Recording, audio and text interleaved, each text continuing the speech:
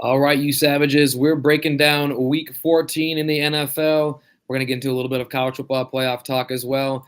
Different crew tonight. Brandon Russell is working late, can't make it into the show, can't make it into the studio, so he'll be back next week. But we got Carver King and BJ White holding down the fort tonight. Ready to talk some NFL ball. Let's get into it, motherfuckers. We got our Thursday night game first, and we're into for a treat. We got a little bit different of a shakeup instead of our usual Thursday night games where you're trying to find reasons to pay attention. It was actually a good game and a good matchup, and it was the Detroit Lions edging out the Packers 34-31 off a last-second field goal from Jake Bates. With the win, the Lions are back in the playoffs. Second straight year in a row. The first time going back-to-back since 1995.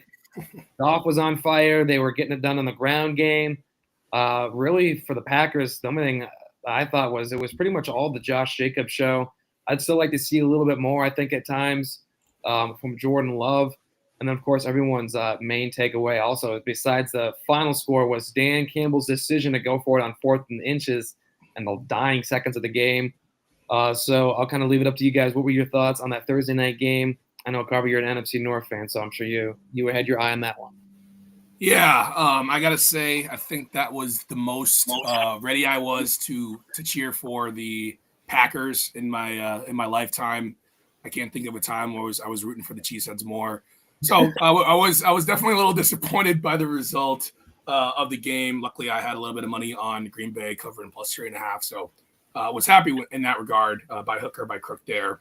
But I guess my biggest takeaway, obviously, everybody's talking about Dan Campbell. But something I want to talk about or something I'm taking away is just Jordan Love. And you kind of mentioned it. I think that, I'm looking at the stats right now, 12 of 20, 206 yards, touchdown, no interceptions, right? That's a very, fine day, kind of moving the bus along, game manager-esque type start that, it's not going to kill you, right?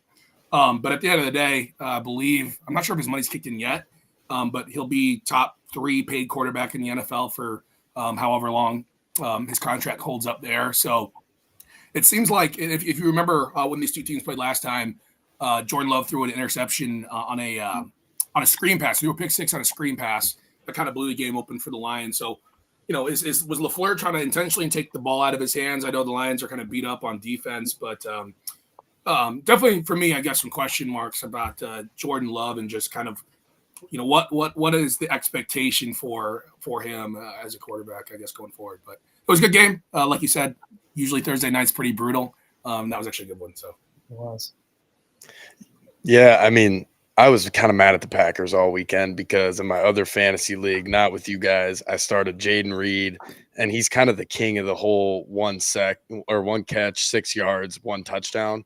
And I'm really confused with what the Packers are trying to do offensively because they don't have a great offensive line. They run the ball 20 times a game.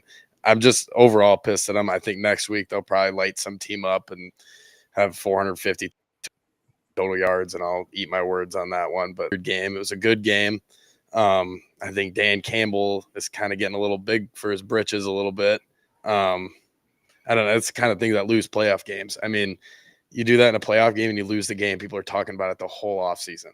And he keeps doing this in big games and it keeps working, but you got to wonder when eventually one of these is not going to work. And no disrespect to Jared Goff, but he's not Patrick Mahomes. Like, he doesn't just get all the breaks all the time. Like, you're not always going to get the 4th and 2 at the end of the game. So I don't know. I think it's kind of the Lions team in general, though. Like last week against the Bears, they get off to this huge start.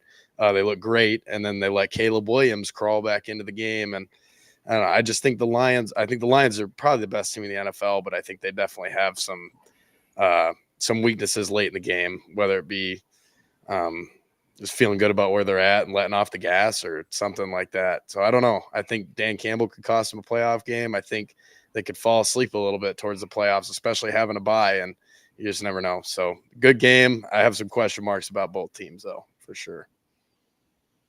Yeah, that was kind of what everyone started grabbing the headlines for besides the game was Dan Campbell's decision.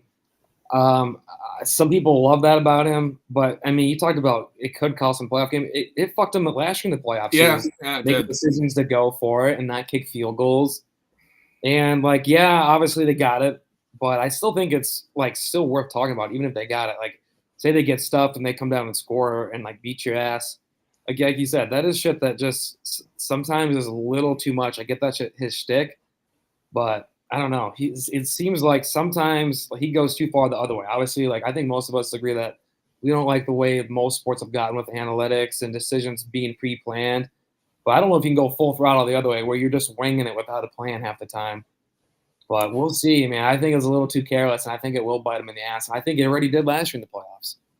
Yeah, I think just to add on that, you talk about, even though it went right, can you still criticize it? I agree.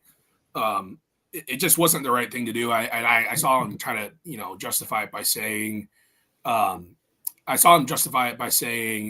that, it worked out. He didn't want to give the Packers back the ball, and obviously in a high scoring game that sounds good, but they kicked a field goal up. They're up by 3 either way. It's not like they were going to score a touchdown. So, kicking a field goal is going to guarantee you that you pretty much don't lose the game, obviously, given the Packers back the ball, 20 seconds left. So, just a dumb move. And, I know the Lions have become kind of the darlings. As a Vikings fan, I have not enjoyed it. They've done well against us the past few years as well. So, I am hoping it comes back to bite them. I think all these coaches are getting kind of stupid, though. Like, I think it was John Harbaugh, who's like, notoriously one of the more old school coaches in the NFL, went for it on like a 4th and 3 at his own 20 a couple weeks ago. It was Harbaugh. Who was it? Yeah. And after the game, they asked him in the interview, and he's like, "Oh, I just thought we could get it." Like, I just think that's arrogant. I can't tell you how many coaches are doing that now. Yeah. They're just going like, there was a weird one. I think it was in the championship games on Saturday, and I know we're not talking about those, but some team is up 3-0 in the first quarter, and they're driving again. And they're at like the 40, or not the 40, it's probably the 30, and they could kick a field goal. It's 4th and 5. Kick a field goal, keep the momentum, take the points. And they went for it, and they didn't get it. And it's like, I don't know why I just think all these coaches are getting a little ballsy, and I don't like where it's going in that regard. Yeah. It's that time of the year. It's cutthroat. They're going fucking balls out. I did see that also, too, this game smashed streaming records. It was the most streamed regular season game of all time for the NFL. 17.2 million viewers tuned in on Amazon Prime. Interesting. Good for the NFC North. Yeah. The NFC North is never really Packers, Bears, but the Lions have never really been in that spotlight, I feel like. I was going to say good for, I guess, the NFL and Amazon. The rich While we're on the NFC North, Carver, if you want to talk about the Vikings game yesterday, kicking the shit out of the Falcons by 3 goals. Go ahead. Yeah. Nice transition there, OG. Great game. So obviously super excited for this for multiple reasons. Obviously, number one being the Vikings playing the way they have so far this year. For those who don't know, I'm a USC fan, so enjoying this even extra watching Sam Darnold and Jordan Addison connect. It's been a pleasure. Mekhi Blackman, cornerback we have towards ACL in the offseason, hoping to get him back next year. But as far as that Falcons game, it as a long-term Kirk hater, I don't like to use the word Kirk hater, but if you put it into the bucket, definitely was considered a Kirk hater these past few years. Definitely felt great. Definitely was great to watch. Felt good knowing that Kwesi in the front office and Kevin O'Connell made the right decision. I know some fans wanted Kirk back, even on a short-term deal, and I even found myself, kind of coping and being like, okay, that's fine. But I think clearly, if you've watched Kirk or seen any of the stats in the last few weeks, it's been made clear, I think, that the Vikings made the right decision. I believe 4 straight games with multiple interceptions and 0 touchdowns, which is pretty insane. That honestly, I think the bye week really actually helped him out because it got him out of the main kind of talk, if that makes sense. But I think after this game, people's attention are very much back on that. So we got pressure on Kirk. That was what I wanted to see early on there, moving the ball. I think they scored a touchdown on the first drive, and I was watching the game with a bunch of buddies, and I said, we've seen this plenty of times. We've seen Kirk Cousins look great on the first drive of the game, and then they're stuck at 7 or we're stuck at 10 for a while. Kind of ended up going that way. They scored a little bit more in that first half, but the second half, and pretty much in the second half, the Vikings put their thumb on the Falcons. So it was nice to see old man Kirk kind of shit his pants out there. Something I'll put up to you guys. It was very controversial. So one of the questions going in this week was Kirk Cousins going to get booed? if I was there, I would have booed him. But he was booed pretty hard multiple times before the game. And, there's some, Minnesota nice we have up here. So there's some salty people on Twitter questioning why the fan base would do that. But, at the end of the day, Kirk Cousins was brought here to win the Vikings the Super Bowl. We never even came close to that. And honestly, the longer he stayed, the further and further it felt like we were coming from that. So I don't think the fan base owes him anything. I mean, I don't think anybody hates the guy personally, but to think that you need to, rejoice for the quarterback that departed for more money after one playoff win is justified. So good Vikings win, 11-2. I would not have thought that. I feel freaking great. Best team in the NFL. What can I say? I couldn't believe they booed him. I mean, yeah, I knew it'd be controversial. I could, but at the same time, I don't know. I have mixed emotions on that. You're a quarterback. He did have some good years there, and it's not like he was a diva. I mean, shit, when he was on that QB1 show, they loved him. Everybody was a Kirk Cousins lover. Oh, yeah. And then I think it's tough to, I see both sides of it, because watching Sam Darnold, a guy that a lot of people never thought was going to be shit in the NFL, watching him come in and just light it up, and all of a sudden you're 11-2. It's like, holy shit, what was Kirk doing when he was here? So I see that side of it, to where you'd be like, now boo him, but I don't know that he deserved enough to get loudly booed by the whole state. Because he did. It was loud. It was definitely a lot louder than I thought it was going to be. For sure. I thought it would be kind of a mixed reation. I didn't know it was going to be a overwhelming boo. I'd be curious to know what OG's got to say about this one, though. Honestly, I didn't expect him to get booed. So right away I was kind of caught off guard, but I thought about it a little bit more. I think he deserved those boos. Vikings fans, like you said, Garver, they're passionate. And when they think back to the Kirk Cousins era, they're going to remember, we had some good years. But when it mattered most, this dude he folded under pressure. He was about as reliable as a wet match when it mattered most. And then, kind of the way things ended a little bit, I think they have the right to boo him. I didn't expect it, but I thought about it. I think those boos were warranted. Yeah, I think too, knowing Kirk, right? Obviously Vikings fans, they're going to boo the opposing quarterback of any team that walks in there, right? But at the same time, with a guy like Kirk, who is so cerebral, right? Kind of touchy-feely, I feel like that might have been a little strategy out of the fan base too. Get him a little rattled. Yeah. Kind of rattle his cage. And I feel like he probably ended up having a very uncomfortable day in Minneapolis. He definitely did. When you go back to your stadium, your old stadium, and no matter who you are, no matter what your situation is, you can't always expect roses and applause. Yeah. So we got to remember. Oh, sorry. I'll quickly, BJ. But we got to remember quickly. Remember NFL fans, right? Who goes to an NFL game? Right. Who's watching football? Who's paying? Who's making sure the team stays in the stadium or in the city because they're buying beers and all that stuff? Who's your crowd? So you go, BJ. Yeah. Well, I was gonna say it was kind of the final boss for Kirk Cousins, because he's been shitting his pants for weeks. It wasn't just this week. Yeah. He, like you said, they just showed it on the ESPN broadcast right now. It was he's got 0 touchdowns and 8 interceptions in the last 4 games. And then he's got to go back to his own old stadium where he had some, by his standards, I'm sure probably the best years of his career. And he had a great career, for sure. And he goes back, and it's shit, if he doesn't play well this week, it's been 5 weeks in a row now, and then you're playing your old team, and then you get booed. There's nothing going on that's good inside his head. So you're right. He probably was shitting his pants after that too, after getting booed. I don't want to steer this, OG, but if you don't mind me now asking you guys a question. Yeah. And we'll get back. I know we'll keep talking about the NFL, but just in this weekend in general, obviously, I guess 2-part question, but we'll start with how are you guys thinking about Iowa making it to the Music City Bowl, just the season in general? Music City Bowl as a Gopher fan is somewhere I would love to go and love to be.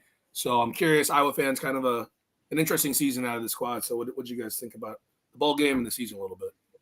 BJ, you can go. I'm sure you'll probably have a little more positive note. I mean, I thought all in all it was a successful year for sure. I mean, I know what you're going to say, Mize, that, we went 8-4, yada, yada. I mean, we did certainly shit our pants on the road a couple times, and I think we should have had a better record. I don't think this was a playoff team either way. I think we were decent in some spots. We didn't have the quarterback play to do anything in the playoffs. And I mean, we had a great running back, great offensive line play. Shit, all 5 of them had some kind of all conference honor. So, and then I thought the defense was probably the letdown of the year. The offense way outperformed where a lot of people thought they would be. And I know the quarterback play was not up to par. I don't know what Iowa fans think up to par is. I don't know what the expectation would be, but I thought Beathard. Yeah. I mean, that's kind of your limitation in this offense. So, like what they were trying to be, is they're a downhill run team. They're inside zone, mid zone, that type of stuff. They're like power counter, all that shit. And then they're play action. It's a Shanahan system. I mean, it's not complicated. They're trying to punch you in the face. They're not looking for a quarterback that's the best athlete on the field. They're looking for a guy that's going to manage the game. They're looking for a Jared Goff, if you were to have like an NFL comp for what they're looking for. They're not looking for a Patrick Mahomes or Caleb Williams. So, I don't know. I'd be curious to see what they're going to do in the portal. I know Mize thinks we're going to get smacked in Nashville, but I don't know. I think it's going to be a really interesting offseason because our schedule is an absolute gauntlet next year. So if Kirk wants to do anything next year, they're going to have to really attack the portal, just like they did 2 years ago. And they did spend a lot of money in the portal 2 years ago with All and McNamara. Obviously, I know it didn't work out, but I think it'll be a really interesting offseason for Iowa football. That's going to decide a lot about the fate of the program in the next 4 or 5 years. So I'm excited for Nashville. That'll be cool. I think Michigan screwed you over by beating Ohio State. Otherwise, you'd be there, and we'd probably be in Tampa. But yeah, it'd be cool. Yeah, for sure. I'm not as thrilled about how the season turned out. This was a season that had a lot of high hopes. When you're led by a senior quarterback who's won big games in his career, it seems like almost a decade ago now. It seems like a lifetime ago now. It does seem like a but he lifetime. did at one point win some big games. There was a lot of expectations for him to just be the competent guy, just be the quarterback who doesn't fuck it up for us. And guess what? That's what he ended up. That's what he ended up being. That's what he ended up doing, was continuing that line of just mediocre quarterback play. So that was below expectations quarterback play. You lose to Iowa State in week 2, pretty much put the end of the season. I mean, we knew that we were probably going to lose to Ohio State. So, like, if we can just beat Iowa State and lose once in the conference, like, who the fuck knows what happens? Like, maybe we get a championship game. Who knows? We couldn't even beat Iowa State, and that dropped us out of the rankings. 8-4. I don't always think you should shake a stick at 8-4. I think back to there was an 2008 season, the year before we really took off and went to the Orange Bowl and beat Georgia Tech in 2009. 2008, we were 8-4, but we started the year like 4-4 or 5-4, and then got hot late, and that was kind of a fun year. This 8-4 was not super fun. I mean, you look back, yeah, we beat the shit out of Washington. That was nice, but like that's not like your best. That's like your best win. It's Minnesota, Washington. I mean, like Wisconsin was. It's always fun to beat the shit out of Wisconsin, but that's the worst team we've seen. I was disappointed how the season ends. Obviously, no matter what happens, you always want to finish strong at a bowl game win. That makes you feel a little good, if not for just a moment. And I don't hate going back to Nashville, so we'll see. Yeah, I feel like it's a good bowl game. Like I kind of was leading off with, I feel like it's a good bowl game to be rewarded with after kind of like, I guess how I feel about it, kind of like a so-so season. So I was at disappointing for sure. I was at the Minnesota-Iowa game, so obviously, and it's funny how perspectives can switch so much throughout a college football season. But I remember after that game thinking that Iowa might be one of the best teams in the country, like sleepy one of the best teams in the country. I knew they lost to Iowa State. So to kind of see them, and I don't follow them as closely, but when I looked at the end of the year and I saw, with Minnesota and Iowa within a game of each other in the win-loss column, I was a bit surprised by that. So I felt like it was kind of a mixed year in Iowa City. Maybe like, I don't want to call it the bare minimum because like you say, OG, like you don't want to shake your head at 8-4. And I know the standard's pretty reasonably high in Iowa City, but I feel like it was about as bare minimum. Am I right by saying that was about as little as they could have done to salvage a season? And I think yeah, probably. I mean, I think it was disappointing for sure. I don't You beat think your the sky rivals. is falling. I don't think the sky is falling like a lot of Iowa fans do. I think that was my point when I said I don't think it was a terrible year because I don't. I mean, So what's like the general perspective? Like obviously, like it feels like we have two very strong like splits of like kind of maybe the Hawkeye football fan base. Like, so obviously, I mean, BJ, you're a believer, which is fine. I mean, Kirk Ferentz has a really good resume. I mean, I would have killed for a guy like Kirk Ferentz to be at Minnesota the last 30 years, whatever. But so is that kind of the split right now? Is that like where the dread kind of comes from? Some people just thinking he's over the hill, and it's just like no matter. It's like it's not going to get better as long as he's there, and then some people just being like, hey, like we're still what we were, or we still can be great. I guess. I still think it's yet to be seen. Just in the new era of college football, I still think nobody really knows like truly what to expect year in and year out with the turnover rosters, and I don't think anybody really knows what Iowa's got in terms of NIL. Like I have no idea, and my brother's making shit off of it, so I have no clue how much we have in NIL. Like compared to other Big Ten schools, obviously we're lower than the Penn States and the Michigan and the Ohio States. Obviously we're lower than them, but like I have no idea where we stack up compared to Minnesota. I mean, I'm sure I have no clue. I know Michigan State's got a lot of it going to basketball. Like I have no idea. Nobody really knows. Nobody really knows. So it feels we could go get some world beater quarterback and he could come in and suck, and we just paid him $1 million. It's like shit. And that's what we did with Cade. So you just never know. I mean, I think 9-3 has kind of always been like the baseline. If Iowa goes 9-3, that's about what we expected. And anything lower than that, I think a lot of the fans are going to freak out. Anything higher than that, it's the greatest year ever. So I don't know. I'm really torn on the state of the program in general. I don't think Kirk Ferentz needs to go anywhere. I think he's kind of earned the right to, coach out his contract and stick around for as long as possible. But that's my opinion. I know a lot of people have different ones, but I still think they play for him. They play hard for him. So I don't know. I just don't like where the state of the program is at. There used to be a program where it was like, yeah, we're always gonna have our limitations because we are Iowa, and like you said, you got fucking world beaters like Michigan, Ohio State, Penn State, even, and now you add like a team like Oregon into the mix. Like I understand, you're always gonna have your limitations as Iowa, but we used to be a program that people like did not want to play, especially when they came into Kinnick Stadium. It was like, fuck, it's going to be loud. It's going to be crazy. And they might fuck around and beat us. That's not the thing anymore. Iowa football is, oh, yeah, they have a really good punter and their defense keeps them in it and they hang on and barely play. That's not the narrative around the old Iowa teams. Old Iowa teams will occasionally come in there and kick your ass. And we don't get much of that anymore. We beat up on fucking the Washingtons and the Luke Fickell Wisconsins and don't do anything meaningful. And I don't know. 8 wins is fine and dandy if you like that kind of thing. But I feel like the expectations are lower than what they used to be. We don't have old linemen that beat your ass every year and get drafted right away. I mean, seems like a whimper from what we used to be, even if we're still winning 7-8 games. Yeah, that's tough. I feel like, it's college football right now is it's tough to gauge, but we can move on. I do like the college football talk. I'm always down for all the college football talk we can get. Well, we can go to the playoff. Let's go to the playoff. Yeah. Obviously, I feel like the big headline going into it was SMU, Bama, right? Even though I know, you were SMU, I was SMU. It just felt like I was SMU also. Okay, you were SMU as well. Yeah.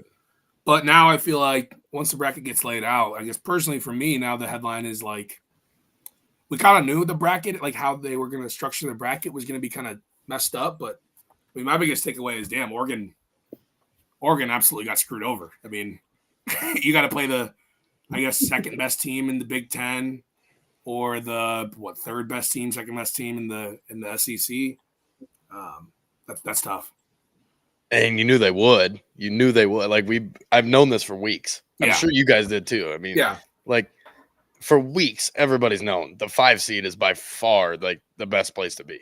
If like depending on what you think about buys and stuff like that, but the 5 seed, I don't remember exactly what the bracket looks like right now, but the 5 seed's Texas, isn't it? Yeah, it's Texas versus Clemson, and Clemson is probably the least deserving team. They're good, obviously. So would you rather play Clemson and then Arizona State, or have a bye and then have to play Ohio State or Tennessee? Like, I think the answer is easy there. I mean, that's my personal belief, but I think Oregon got shafted like everybody thought they would. Other than that, you can't complain about much. I think these first round games are going to be awesome, being at the home stadiums, and the fact that we get another whiteout game this year at Penn State, and then Ohio State, Tennessee could be the game of the year. So I think it's going to be cool. I'm really excited. I think they nailed it, other than obviously the 1 seed getting shafted, but I'm excited that SMU got in. I thought for sure Alabama would get in. So I'm glad it didn't happen. Yeah, my guess is that they will definitely tweak the format next year when it comes to seeds, when it comes to champions, all that. Like you said, getting that 5 spot for Texas looks like a pretty solid spot. Yeah, like you said, the question is, would you rather have the bye? I think you just rather have the easiest path. And even if it entails playing an extra game, I think taking on Clemson, who's not even ranked, they're ranked like 16th or 17th. Yeah. Like they're not even, if you went off purely off of numbers and they didn't account of championships, college champions, they wouldn't even be in the fucking conversation. So you play them at home, and then you take on Arizona State, who is the lowest rated, conference champion with a bye, the 4 seed. They put a fucking Mountain West team over them. Yeah. They have a good purpose this year. When you put a Mountain West team in over them, I think Texas has a great spot. Arizona State, I've said this for a while now, and I think I do actually like Arizona State this year, but I've said for about 4 or 5 weeks, if not longer, I said I'm going to fade whoever the Big 12 plays in the playoff. I don't care who they play. I still think I'm going to stick with that. I see Texas moving on, going to the semifinals, Oregon possibly getting shafted. I still think they win that game, but that's a tough gauntlet for them. That's tough. It's just tough. Is. To your point, I think Arizona State, I want to mention also too. They're hosting that game. Right? Oh no, that would be on a neutral site. My bad. Right? Second round. I think it's the Sugar Bowl, isn't it? Yeah, that's a Sugar Bowl. So Sugar Bowl takes place in Texas, right? New Orleans. New Orleans. But favors Texas. I can't imagine. I know, I'm sure there's plenty of successful Sun Devils, but I can't imagine that they will be flocking down to New Orleans to watch the Sugar Bowl. I could be wrong. Right. So that'll be a Texas home game essentially. Same thing for Oregon, Rose Bowl. Yeah, true. But at least, I don't know, at least that feels deserved. You know what I mean? And the fact that they're the ones. Definitely.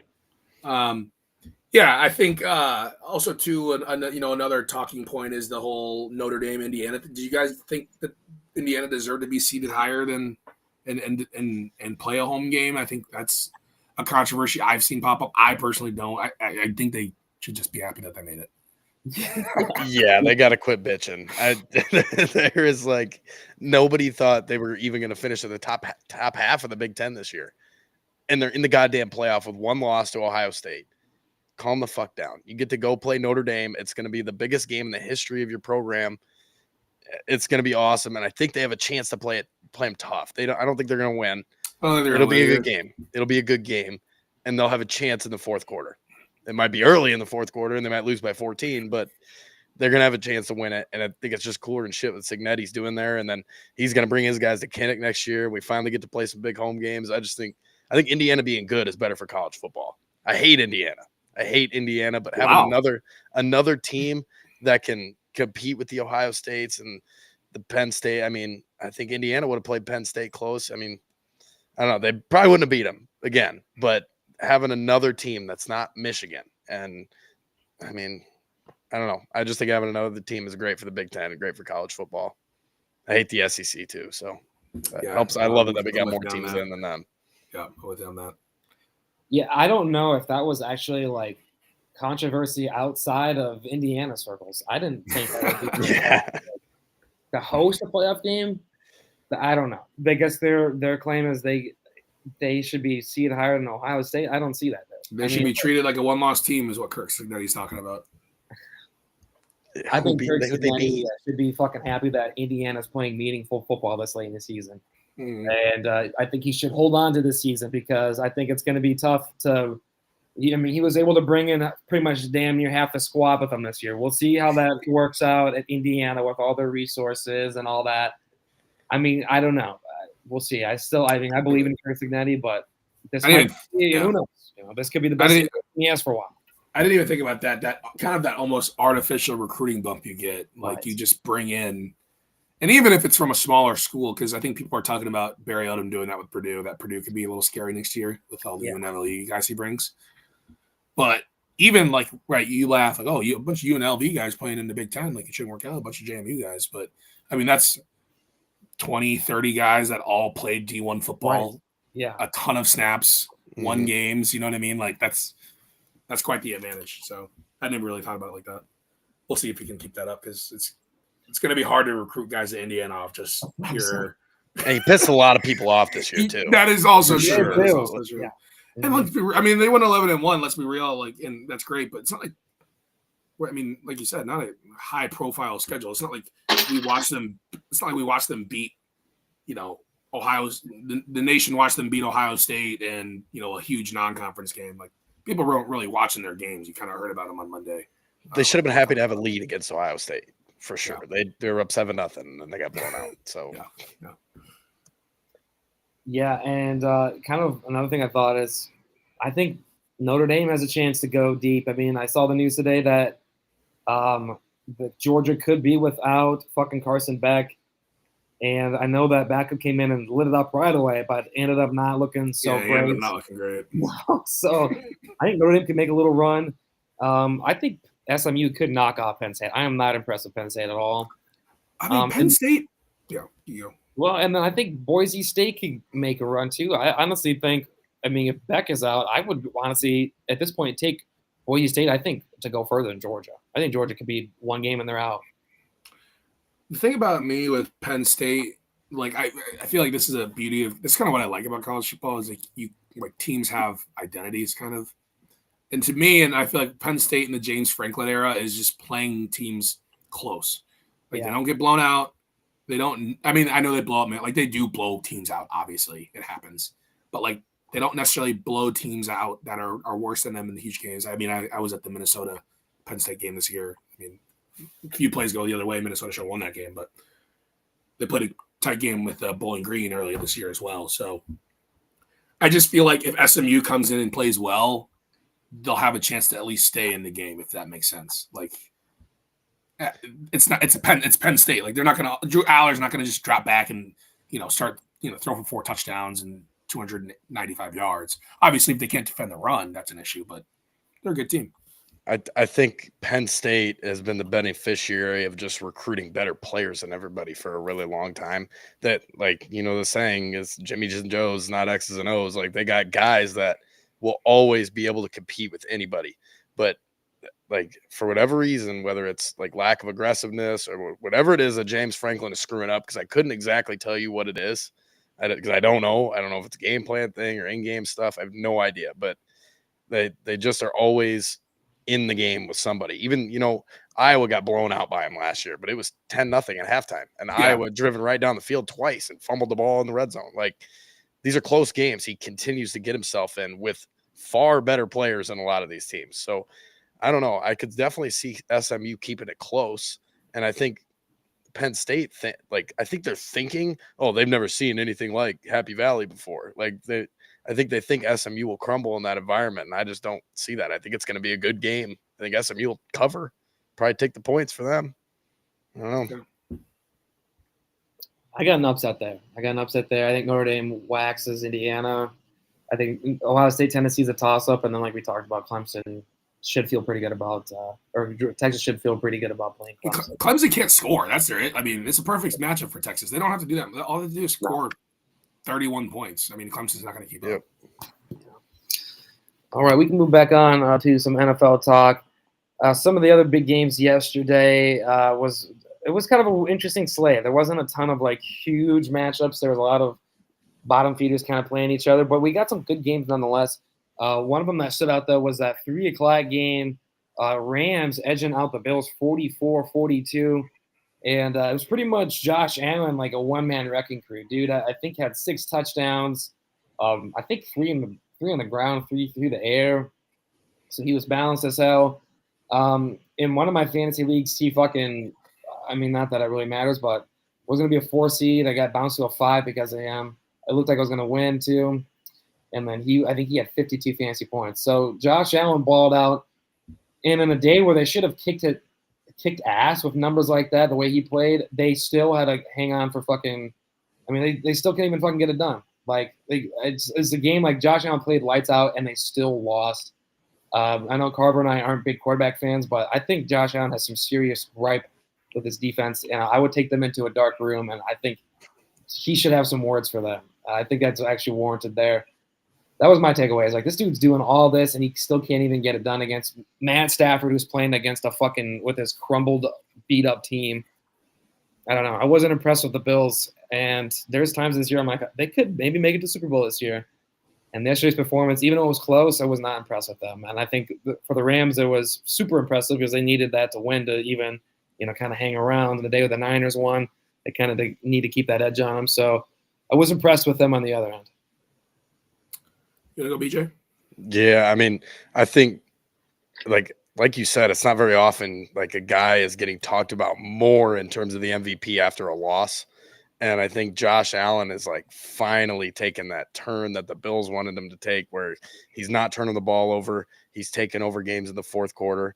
And I know they lost. And I think that's more of a, it says more about the Rams than it does about the Bills. I think the Rams played a really good game. I think McVay had a really good plan. And like they were saying on Monday Night Countdown earlier, I usually think these guys are pretty dumb, but they were saying, I don't think anybody wants Sean McVay to get into the playoffs for that reason. I mean, he literally just schemed him to death. They didn't throw the ball down the field a whole lot. They're throwing these quick screen passes to Puka Nacua, and they're running the ball right up their face. I mean, I think the Rams just looked better than the Bills. The Bills defense did not play very well. And Josh Allen's making all these off-schedule plays and throwing the ball off his back foot and running for first downs. And I kind of just thought the Bills got out-coached a little bit. I don't know what you guys thought. This game was a victim of my 3 o'clock nap, so I slept through most of it. But, I'm seeing stuff about the game and watching the highlights today. I always do with my kids at school. And so I thought that was my takeaway. I thought it said more about the Rams than it did about the Bills. And I think Josh Allen's a clear MVP right now. Yeah, I think I'm kind of with you. I think it says a lot about the Rams. I mean, my Vikings fell victim to kind of this similar spot on Thursday night a few weeks ago. People kind of sleeping on the Rams. And, I mean, when Puka, Stafford, and Cooper Kupp are healthy and going, and especially when they're getting the push with that run game, I mean, that's as good of a, four piece as any other team in the league, in my opinion. So we saw that they played their game. I think that was very much to your point, BJ, like that was a McVay game, kind of getting the game script to go the way he wanted. Luckily the Bills had Josh Allen who was able to keep up, but I like your point about McDermott, maybe kind of showing his weaknesses a little bit when it comes to coaching. He's had a good year, but I mean, let's be honest. I mean, the Bills just have a pretty good thing going. I know he's established that. He's been the head coach as long as this comeback has been going for them. But, I mean, I feel like this is more of a Josh Allen story in Buffalo than a Sean McDermott when we look back on it in 15, 20 years. Even I think their GM, Brandon Beane, is a guy I think we'll probably look back on a little bit more than Sean McDermott. His move to get rid of Diggs this offseason and draft James Cook has been phenomenal. But the Bills, yeah, I mean, long term, I think this game's a bigger deal than people want to put on because, I mean, they got to win that 1 seed. And now they play Detroit next week. I hope they win. But now it's going to be tough with, Kansas City. I'm not sure if we'll get to them, obviously doing what they do and just not losing games. But the Bills, who are kind of now the pick to be the dethroners of the Chiefs, they need every advantage they can get. So last year we saw the Ravens get home field advantage. They couldn't get it done against the Chiefs. I think it was like 17-7 in that game. Now the Bills, if you're looking to knock off Patrick Mahomes, you've got to be at a minimum. I think you probably want to be at home, right? I mean, I know home field advantage doesn't necessarily mean as much as it might have in 10 years ago, but you want to set yourself. If you're Josh Allen, I feel like I'm thinking that way. So it's a big loss for the Bills. We saw, like you said, that defense, getting lit up like that. It's hard to it's like a principle I kind of have. It's hard to unsee things. Like now, as great as we talk about the Bills, but we're going to think back to them getting lit up and, Josh Allen essentially just going Superman to try to even keep this game close. So definitely some questions about the Bills. Andy Reid versus Sean McVay, that's still a hurdle they'll have to overcome when they play. So, good game. It was a good game. The Rams, I agree with you, man. I don't want them to make the playoffs. That's probably the team looking out right now in the NFC. I would hate to make the playoffs because, like I said, that foursome they have with Stafford, Puka, and Cup and Kyron. I mean, that's lethal. So hoping they falter a little bit down the stretch. Yeah, like you said, I thought that was obviously a big dent in their chase for that top seed in the AFC. Sean McDermott. There's times where he just looks clueless, and obviously you're talking about his defense getting lit up. That's not a good look. He's a defensive guy. That's not so. I mean, that doesn't look good. But then also, I mean, just decision making when you're down. I think they were down 8. Trying to make it close. And he calls a timeout. They run a quarterback sneak on the goal line. The time is running down. There's like under a minute left or just over a minute left. And they have to burn a timeout because it gets stuffed on the QB sneak. And it's like, wouldn't you just throw the ball 3 or 4 times and try to score that way, save? Because they had all 3 timeouts. And they could have kicked it deep, honestly, if they wanted to, and then just played for a 3-and-out stop, use all those timeouts. Instead, he has to burn a timeout, and now they can't kick deep. They have to onside and hope for the onside. Because you fucking wasted a timeout because you ran a quarterback sneak. He just does shit like that where I'm like, these guys are so talented and so close. It's like maybe if they did get a better coach, they could win it all one day. But they're gonna stick with them. So yeah, I think I said it to you last night. It's like kind of all coming back to me now. I was waking up just in time for Sean McDermott to take that timeout, and I was like, dude, what on earth are you doing? Yeah, like you have 3 timeouts. All you have to do is you need 1 yard, run a pick play, throw the ball into the end zone. You don't need to take that timeout. It didn't make any sense at all. And then you're banking on getting an onside kick, which what were they saying? It's like a 10%, 3%. Jesus. Yeah. It didn't make any sense. So all these guys are being idiots about analytics. And it's like Sean McDermott needs to. This is what I mean. Like head coaches are just being stupid this year. That is easy. That's easy. You don't take the timeout. You throw the ball in the end zone. You need 3 timeouts. I would have loved to see the Manning cast on that one. Peyton Manning would have lost his mind on Sean McDermott because Peyton Manning loves his timeouts, and that's why he's one of the greats. And you got to have 3 timeouts. Get a stop. You just never know what happens. You don't – it didn't make a lot of sense to me. Not at all. And then let's get to last night's Sunday night game, which was a circus between the Chiefs and the Chargers. Chiefs doing their thing again, squeaking out a close win, clinched their 9th straight AFC West title. Game came down to the final seconds. 3rd-string kicker Matthew Wright stepped up and doinks it off the upright, and it still goes in. I don't know. I mean, it's a 15th consecutive 1-score victory for the Chiefs. So people are saying they're the luckiest team, but they're also the best team. So it's like, what are your thoughts on the Chiefs right now? Because they're winning games. Obviously, they're impossible to beat, but they're not looking good doing it. So what's your take on them? What's your gauge on them right now? Yeah, on my podcast, Between the Lines podcast, we do power rankings every 4 weeks. So the last 2 weeks, I have not put the Chiefs. I put them number 1 in our preseason. But I have not put the Chiefs number 1 all year.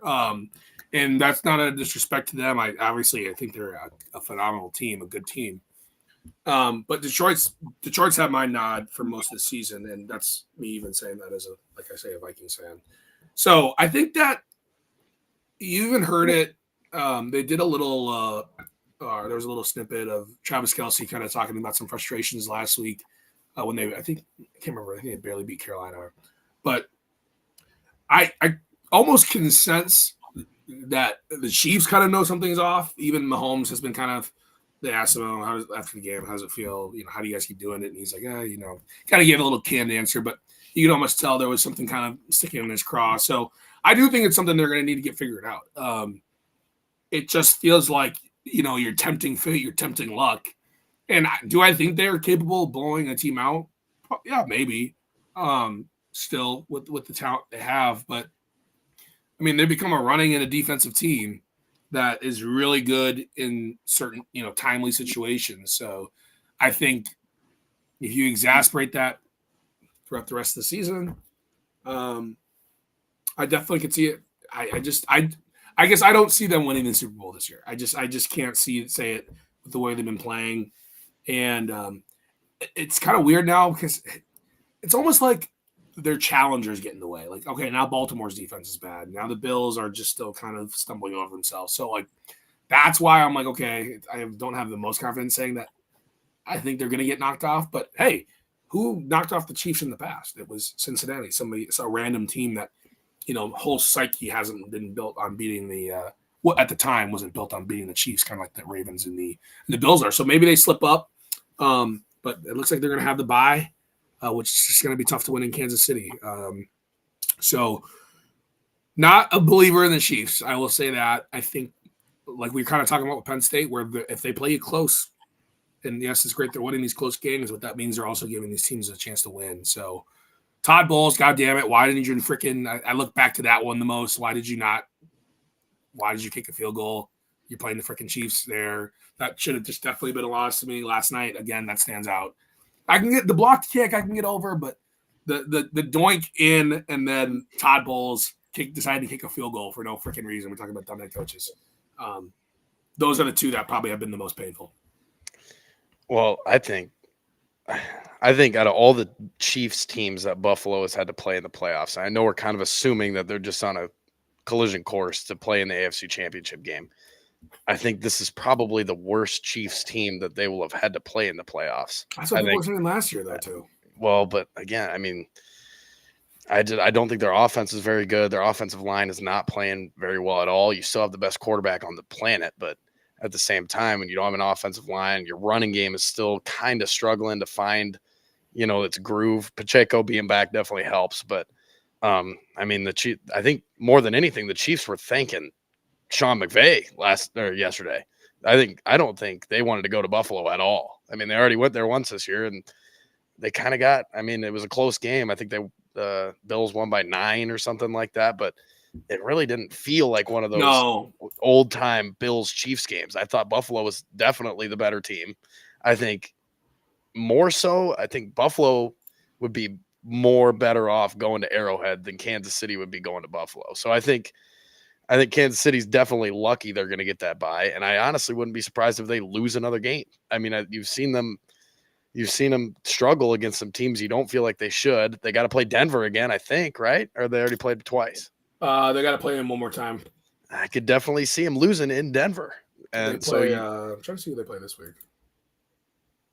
I could definitely see them losing in Denver. So I could see them losing another game, and it puts them right back in Buffalo. I mean, I know it looks like we all feel like they're not going to lose another game, but I could definitely see another one being close, maybe even 2. So you never know. I don't think they're going to win the Super Bowl. I'm with you. I think a team from the NFC is going to. I don't know who. I think one of the NFC teams are going to surprise some people. I wouldn't be surprised if Buffalo and Kansas City both don't even make it to the title game. So, it feels like it feels like one of those years when one of them gets bounced early. Like I said, when Cincinnati beat Kansas City, like nobody thought that was a possibility, but it ended up happening. It'd be good for the NFL, honestly. It feels a little stale right now. Yeah, it feels a little stale. We need a fresh Super Bowl. We need a fresh championship game. I think in the conferences. Even with Buffalo, they haven't really been there, done that, but even still wouldn't mind. It feels like we've been talking about Buffalo, Kansas City, and Baltimore for 10 years in the AFC, so I wouldn't mind seeing somebody else pop out. Falcons Texans would suck. Falcons Texans would cool. suck. That'd be cool, suck though. I actually would. I don't know how excited I would be for that Super Bowl. If Michael Penix was starting, I'd be excited. Let's take a look at the playoff picture real quick before we go into our Monday night preview and our picks. Taking a look at the AFC, it is held down by the Chiefs. They've locked up, like I said, their 9th straight AFC West title. They're sitting pretty right now, especially with that Buffalo loss, eyeing that top seed at 12-1. They'll still have the 2 spot. They've clinched the AFC East, but that loss yesterday kind of has them looking over their shoulder a little bit. Then you got the 3 seed. The Steelers are leading the AFC North, and they're closing in on a playoff berth. Probably just will take another win or two for them to get locking up in a spot. A lot of people thought for a while, hey, they're going to crumble. They're going to crumble. But here they are, 10-3, and they're not really slowing down yet.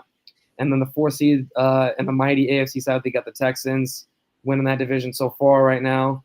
Then the wild card spots, you got Baltimore, which is kind of surprised to many, sitting at the 5 seed. They're in the mix, but they got to step up if they're going to try to get that division from Pittsburgh. And 6 seed is the Chargers. Even losing last night, they're still sitting comfortable at the 6 seed. And then there's not a ton of drama right now, but things could change. The Broncos are sitting at the 7th spot right now. Bo Nix has them in the hunt.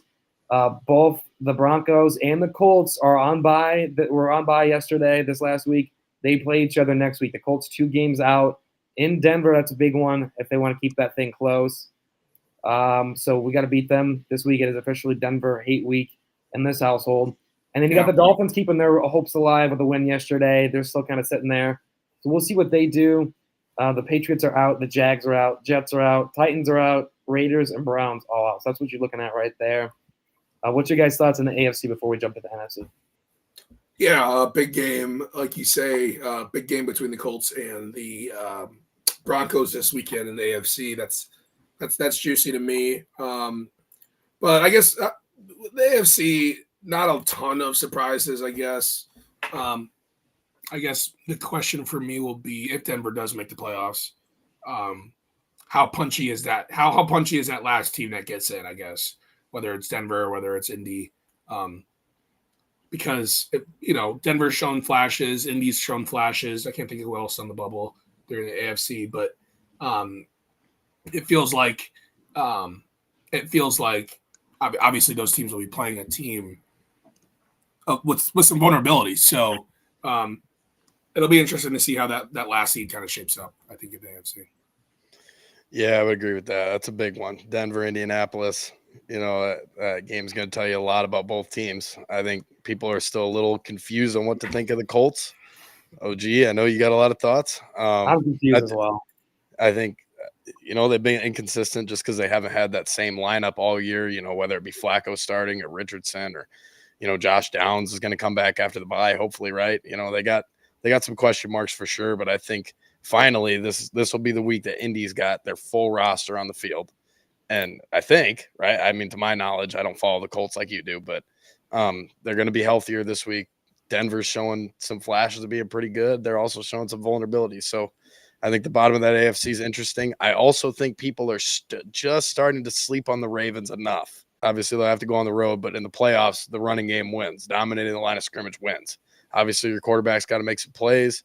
I think Derrick Henry and Lamar Jackson is going to be tough to stop in the playoffs. I know they've lost a couple games last few weeks, but I think that's still a pretty dangerous team that people are forgetting about to some extent, which a couple weeks ago you wouldn't have thought people would be forgetting about them. But again, a lot of people think it's a 2-horse race in the AFC, and I think Baltimore, maybe even Pittsburgh can make a little bit of noise, so you never know. Yeah, it'll be interesting too. I'm looking at the standings as well. Miami has nudged their noses back in there a little bit with the same record as the Colts. So the Colts lose and Miami wins. Yeah. I mean, it'd be tough to then catch Denver, but I believe they play later this year. I could be wrong. They could. So that's how things are shaping up in the AFC. Kind of quiet. Like you said, it will definitely be more quiet if the Colts lose this week for us, obviously, and the Dolphins too, as well, if the Broncos can extend the lead up to 9 wins. The NFC, a little bit more bunched up, actually a lot more bunched up. The Lions, like we talked about, have been pretty much the best team all year long as it comes to like holding on to that one spot. It's because the Vikings have been the closest record-wise. I guess the Eagles are kind of there too, but the Vikings are closer record-wise, but same division, so they can't get the 1 seed.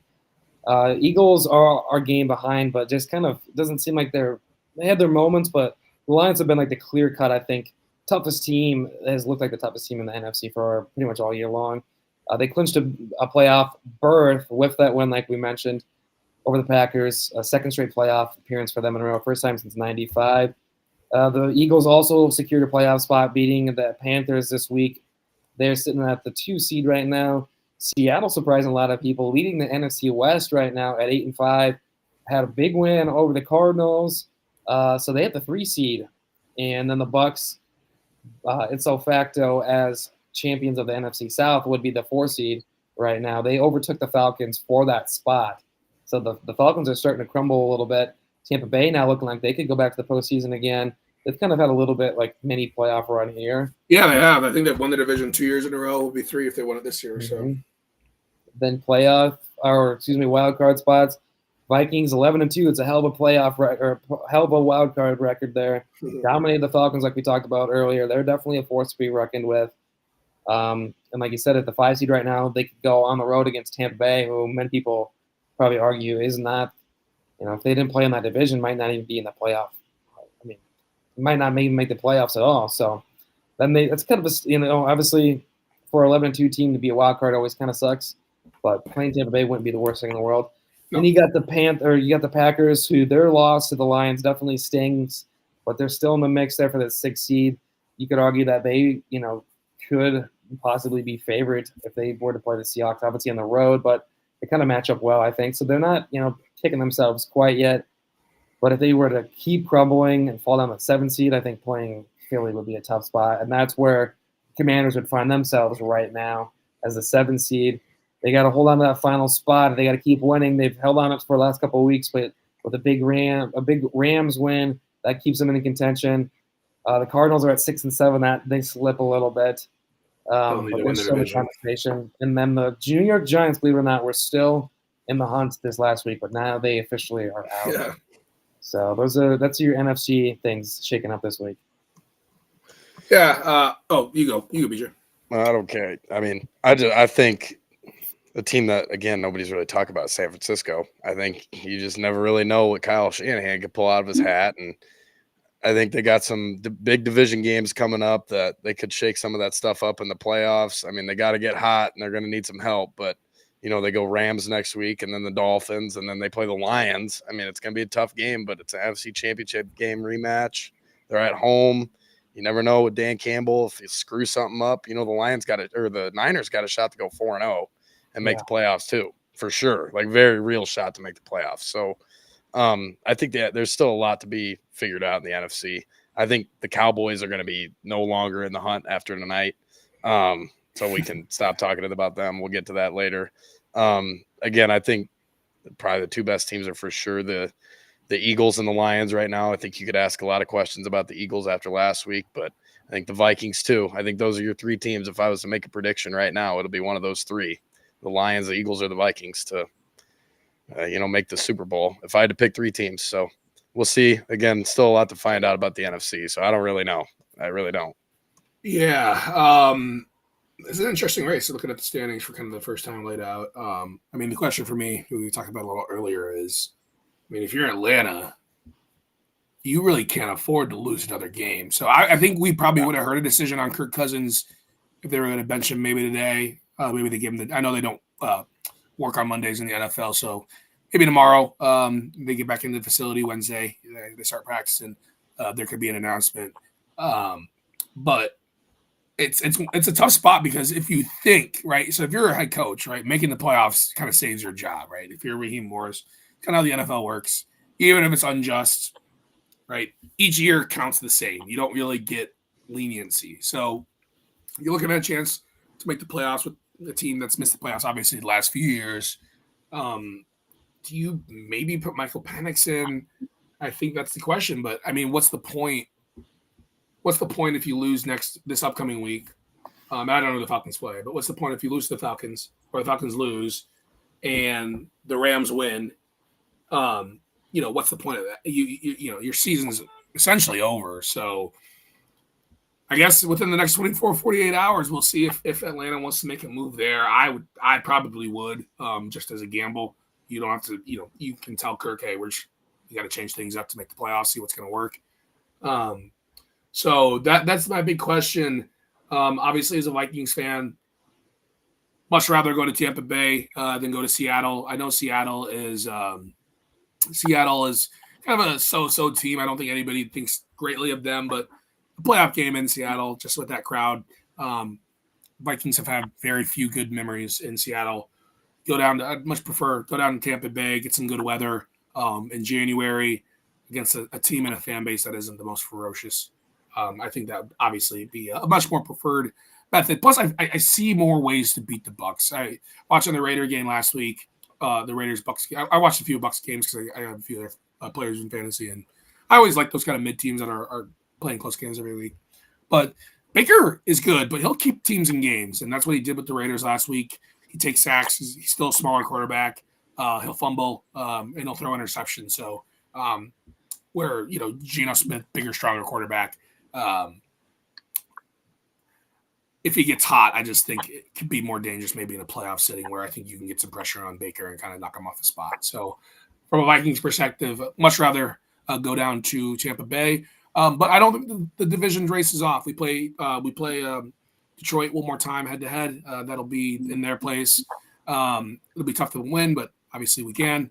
And then of course they play the Bills this week. So hoping they can stumble and then we can knock them off head to head. So as a Vikings fan, still focused on hopefully becoming North champions and hosting a playoff game.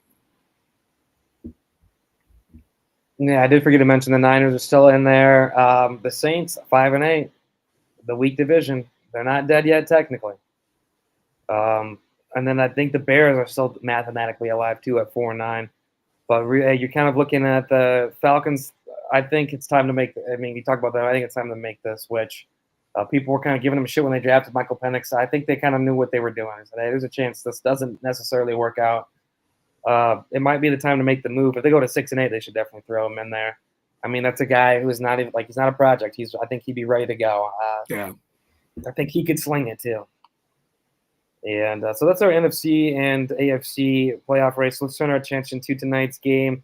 Get our preview and picks in before that game starts here in about 20 some odd minutes. Of course, we got a Cowboys fan in the house, so we can have him break down tonight's matchup between Dallas and Cincinnati. I'll let you go first, Brian. Well, I think it's pretty simple to be. I mean, this game is literally our season. I'm still torn as a Cowboys fan. Like, if I even want to make the playoffs or if I want a better draft pick, I really don't know. I think we're so dysfunctional as a franchise. I mean, everybody's clowning us this year.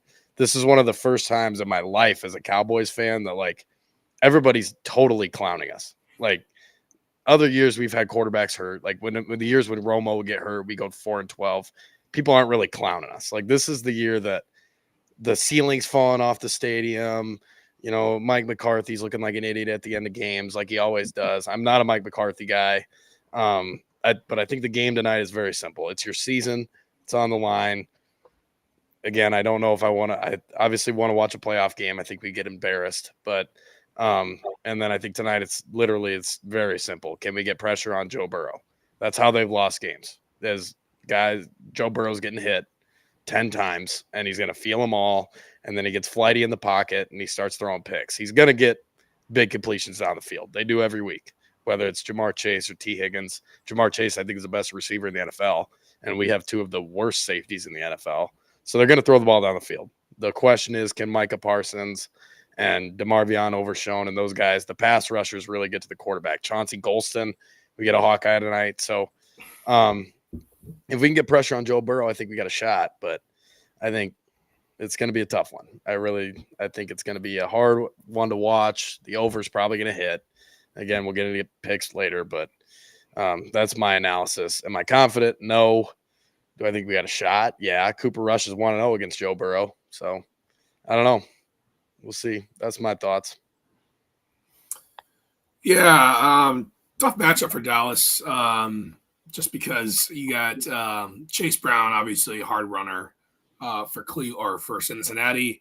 And then obviously they can spread the ball around the field with Jamar Chase, T. Higgins, and Joe Burrow. So not a lot to love about Dallas. I can't remember. Were they on bye last week? No, we beat the Giants on Thanksgiving. Yeah, in a game that, Tommy DeVito, but interception fumble away from Drew Lock, interception away from potentially that game, not covering from that game, but still, for some reason, I do have a bit of faith in Dallas tonight. I think that they've obviously struggled at home all season. one of the worst home seasons, I think, in Cowboys history so far.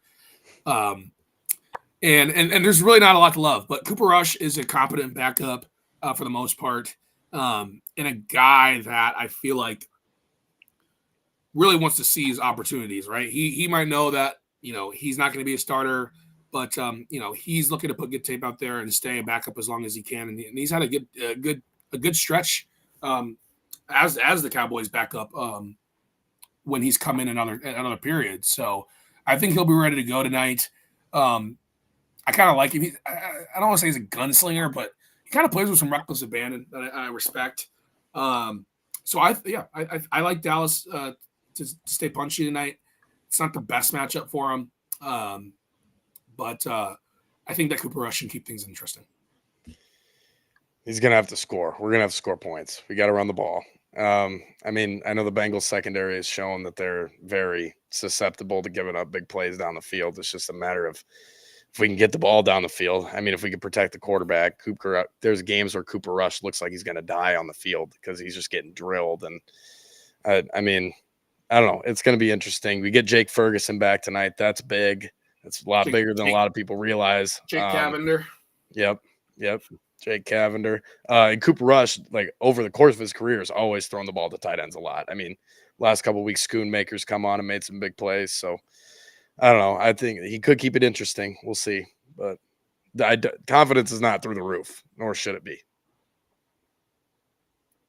You're doing what you got to do after a nasty skid. You won your last two. That's something that the Bengals can't say. The Bengals are coming in slumping. They've lost 3 in a row to the Steelers, Chargers, and Ravens. So they've on a 3-game losing streak. When Joe Burrow already people when they were 4-5, people were like, hey, I don't know if this team's going to make the playoffs. Then they lose 3 in a row. Personally, I think the Cowboys are getting a little disrespected tonight on that when I look at that spread. Andy factored in that it's at Dallas. I just don't get it. We'll get into picks here. We can kind of segue into picks, I guess, from here. But that's my first analysis was, what the hell has Cincinnati done to be this big of a favorite? Yeah. 4.5, 5.5, to kind of depending on what line you get at. What have they done? They looked like shit the last couple weeks. I don't know.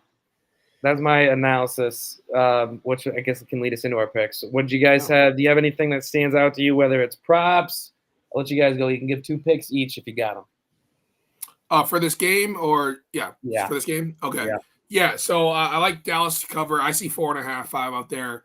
I think if Cooper Rush can limit turnovers, I think they should be able to move the ball well enough and get in the end zone a few times.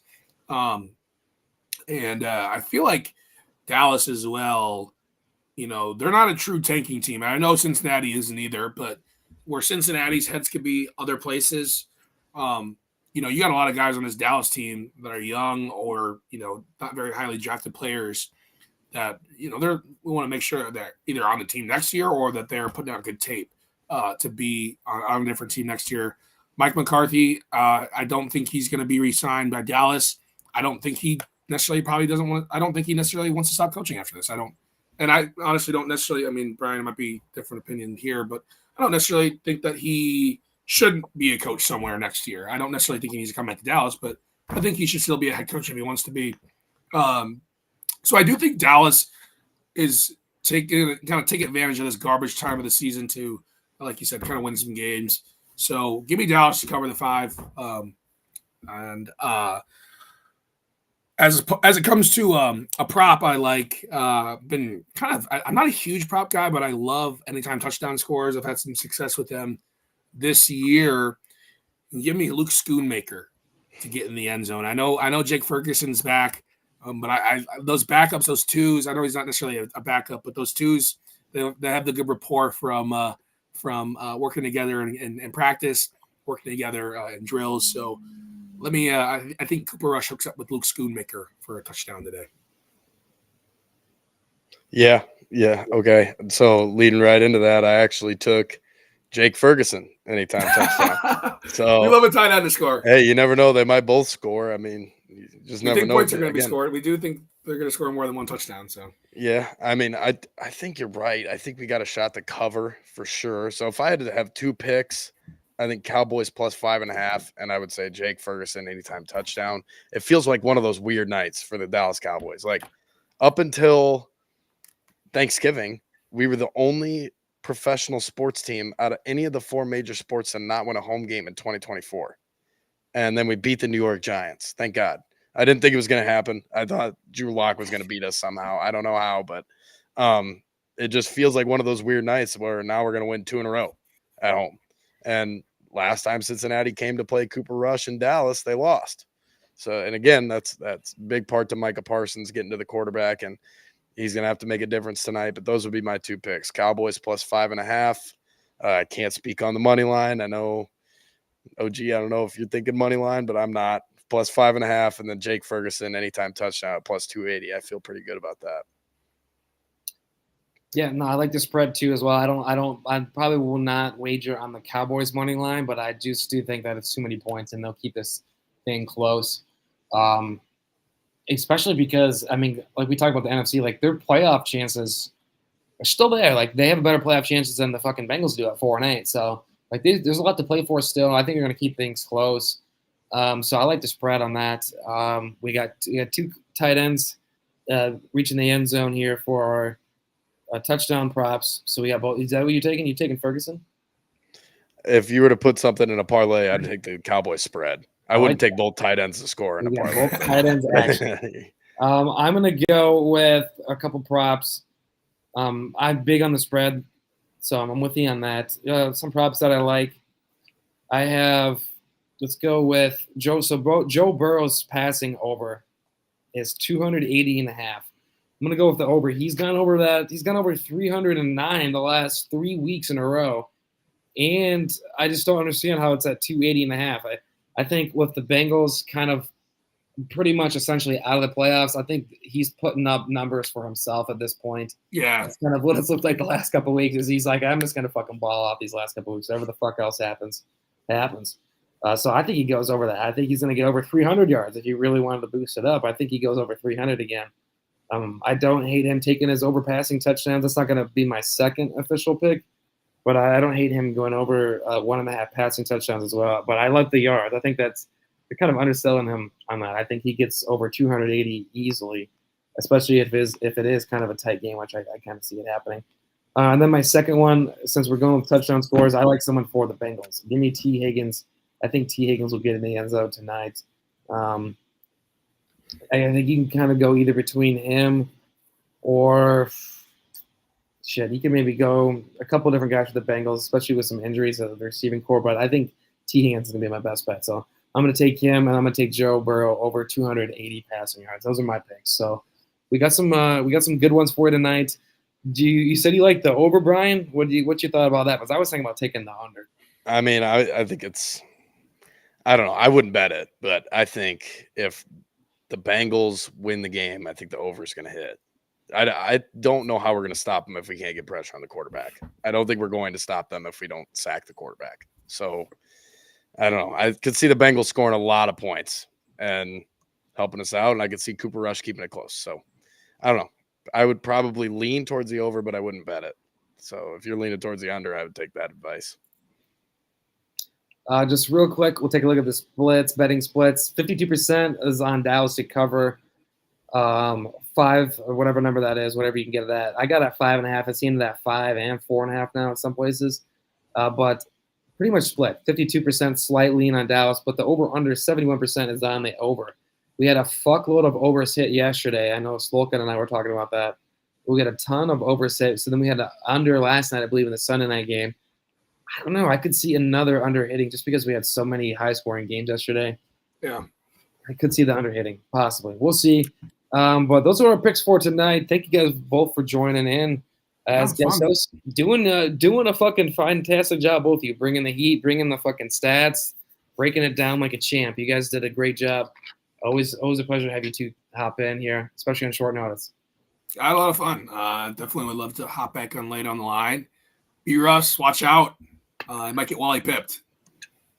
Yes. Appreciate you having us on. Carver, make sure you enjoy the Simpsons broadcast tonight. It's going to be great. I'm going to watch a little bit of that. It'll be my primary broadcast. All right, that is going to be it for Lay on the Line. That's right. Simpson Broadcasting on the Check that out.